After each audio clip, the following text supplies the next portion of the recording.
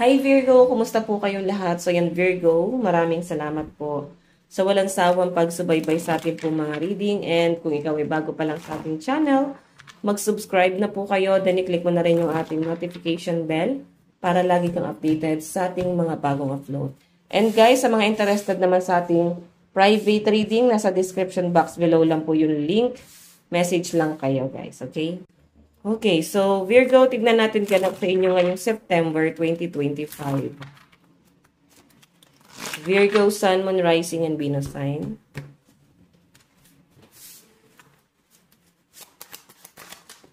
Oops.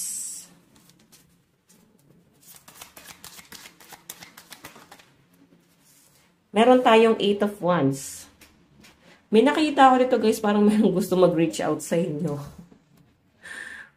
Virgo, merong gusto mag-reach out or pwedeng merong nag-aantay sa reach out mo. May nag-aantay ng message mo, may nag-aantay sa inyo na person mo.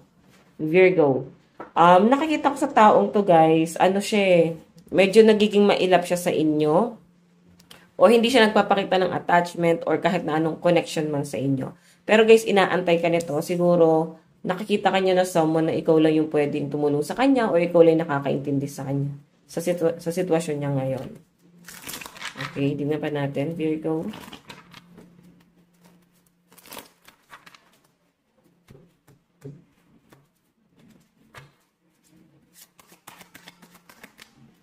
Meron tayong 9 of Cups. So, wish card to guys. Sa pinapakita sa akin dito parang ano. May ginagawa ka dito na parang hinihil mo yung inner child mo, Virgo. Parang inaayos mo yung sarili mo. Nakikita ko guys na ngayon, kasi parang kahit anong ayos na gawin mo, parang hindi ka na bumabalik sa dati. Parang nalulugmok ka. Parang nai-stress ka na nakikita mo yung sitwasyon mo. Parang umiiral yung pagiging emotional mo, no? Nakikita ko ngayon sa mga Virgo na may mali kang nakikita ngayon sa sitwasyon mo. Parang hindi mo na nakukuhang maging masaya. Parang unti-unting nawawala yung bloom mo. Kaya tinatry mong ayusin yung sarili mo eh. Like, i-heal yung inner child. Kasi, parang nababalot ka ng emosyon. Yan po yung pinapakita dyan.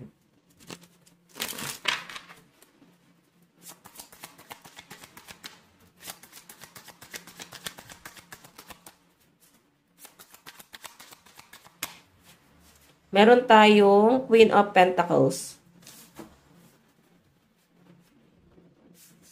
So, ito guys, may nakikita ko ditong offer, no? Huwag ka basta-basta tatanggap ng offer.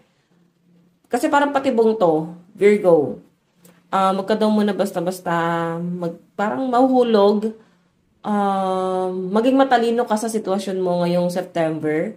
Kahit sabihin natin guys, sobrang down na down ka, kahit sobrang hirap na ng buhay, huwag kang basta-basta magpapadala. Maraming taong manipulative, guys. Kung mahina ang iyong kalooban at ang iyong puso, ang iyong kaisipan, madali kang madala dito. Okay? Kasi itong taong to, guys, mahihina, no? Parang mga walang alam lang yung kaya niyang paikutin. Ngayon, Virgo, kung hindi mo alam yung sitwasyon at alam mong pinapaikot ka nitong taong to, parang ang kailangan mong gawin dito, Virgo, is maging matalino ka. Kasi tinatry ka niyang i-manipulate. Kasi meron pa siyang gustong gawin, no? Gusto ka pang gamitin itong taong to. Tignan pa natin. Meron tayong Page of Wands. So, yung pinapakita sa akin dito, guys, pwede ka sirain itong taong to. Kasi hindi ka niya mapaikot eh. Okay? Huwag mo na lang hayaan na pumasok siya sa mundo mo. Kasi, guys, gagamitin niya yan against you. Okay? Masyadong inggitera tong taong to. So, ano yung ano niya? Parang mahilig lang siya guys manira. Ayan, no? Mahilig siya manira. Ngayon na parang naghahanap siya ng kakampi dito. Parang ikaw yung nakita niyang madaling lapitan. So, baka akala mo kakampi mo na tong taong to. Okay? Mag-iingat ka lang. Kasi may ano talaga eh. May hidden agenda talaga. Parang scammer yung datingan. Okay? Malapit sa inyo. Parang ganyan. Meron tayong sa family o kamag-anak lang to guys, relatives. So, hindi ko naman guys sinisiraan. Pero tignan nyo naman, oh.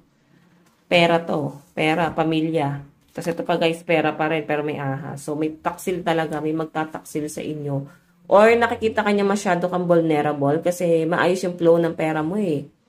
Okay? So, pwedeng i-take advantage ka na itong taong to talaga. Kasi nakikita niya na meron kang kayang gawin sa sitwasyon. Meron tayong, ayan, 7 of Swords. Pag nanakaw to, guys. Magaling to, no? Magaling magpaikot. O, diba? Tingin niya sa inyo mahina eh. Kaya gusto kanyang paikutin. So, naghanap lang to ng kakampi kasi parang wala na siyang kakampi. Wala nang lumilingon sa kanila para tinalikuran na siya ng kahit na sino. Meron tayo, guys, Queen of Cups. Okay.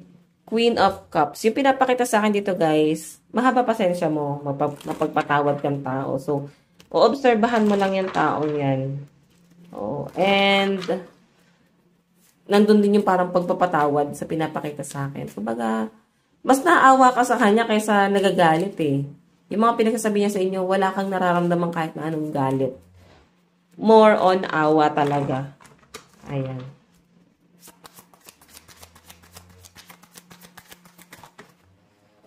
Meron tayong The Hermit. Meron ako nakikita dito guys, isang taong nag-iisip sa inyo. Okay, so pagdating ito sa love life mo, pwedeng matagal na tong ending na to. Nilagay ka na itong taong to guys sa sitwasyon na hindi mo kayang umalis agad. So, I think may cheating issue dito, Virgo. Hindi ka makalimutan itong taong to. Iniisip-isip niya kung paano mo pinagaan yung buhay niya. Kung paano mo siya tinulungan sa lahat ng aspeto. Sobrang na-appreciate ka nito. Meron tayong 3 of Wands. 3 of Wands. And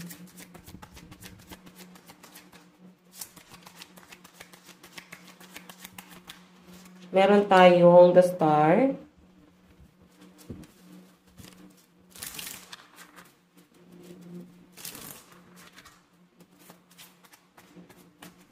Meron tayong